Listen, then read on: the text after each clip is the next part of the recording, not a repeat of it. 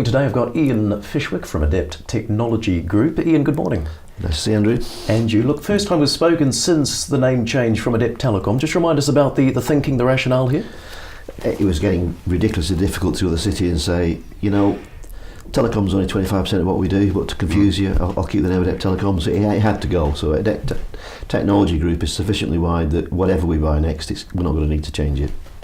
And of course, you've had your interims out pretty recently for the 6 months to the end of September. Good progress in the period? Sales up 10%, EBITDA up 11%, so there's economies of scale in there. Earnings per share up 12%, dividends up 15%. Yeah, fine.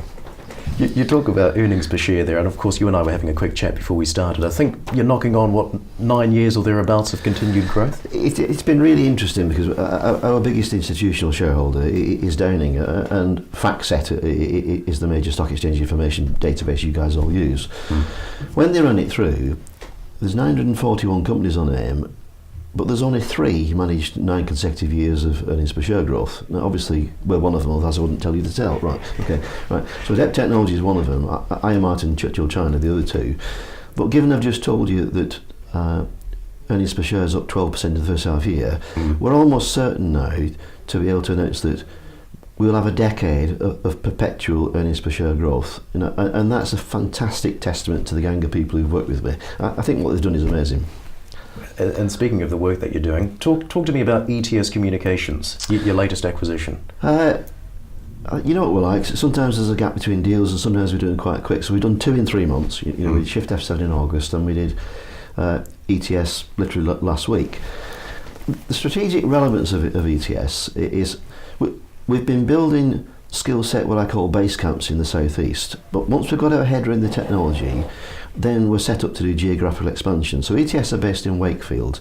So this is the first time that we've moved outside of London and the southeast, and it's primarily because it's very, very similar to the business we have in Northampton, and those two will work closer together. So we're moving out to the southeast for the first time. And is there a particular focus with ETS on healthcare? Yeah, I mean, the interesting thing is we've always, for the last 3 or 4 years, had 70% of the private hospitals in London.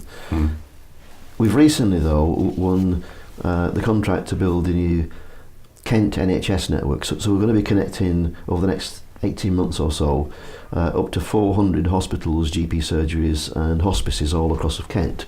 Right, so it's starting to be a very important sector. So when we saw the guys in Wakefield and said, it's not just the technology is what we know, they're actually doing hosted voice in over 200 GP surgeries. So there's 2 parts to that bit. One is it extends our health sector, but we haven't put hosted voice in GP surgeries, so it gives us another arm to say, can you just show us how to do that bit? So it's very interesting for all sorts of reasons. So that's quite a big market? It's a lot of GP surgeries. Don't ask me how many, but there's a lot of them. Thousands of them. So is healthcare going to be an increasing focus for AdEPT Technology Group?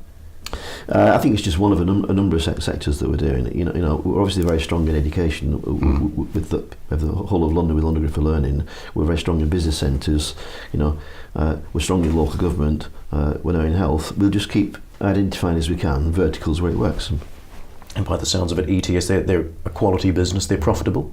3 million turnover, making around about £500,000. They've been there for 40 years. You know, the guy who runs it. He's an industry veteran like me, I think is the way of doing it, right? He's a very well-known character in the industry, right? We want that kind of expertise. And how is it funded? We keep outgrowing our debt facility, is the reality of it. If you remember, we've got a joint facility equally from Barclays and RBS. Fundamentally, it's a 3 times EBITDA facility. So it was 30 million revolving credit facility. So that really was a 3 times 10 million. Well, our run rate now is 11.8.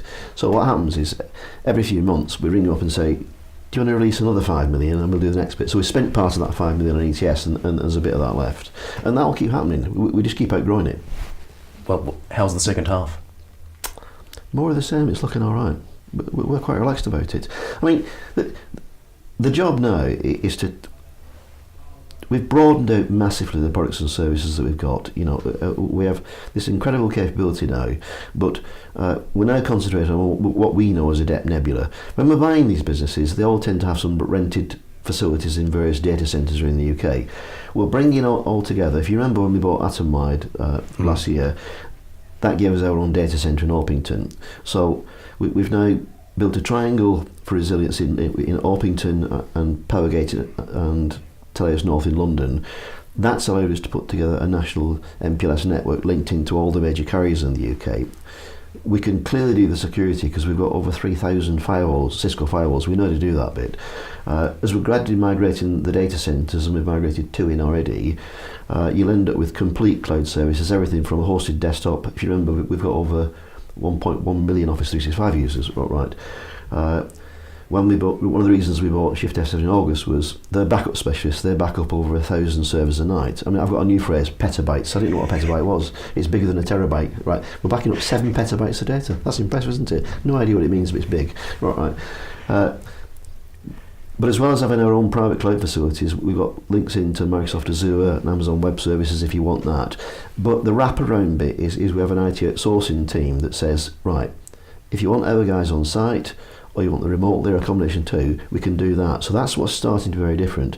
Not just the end-to-end, but the fact that we can support it. That's what Nebula is. That's where we're going.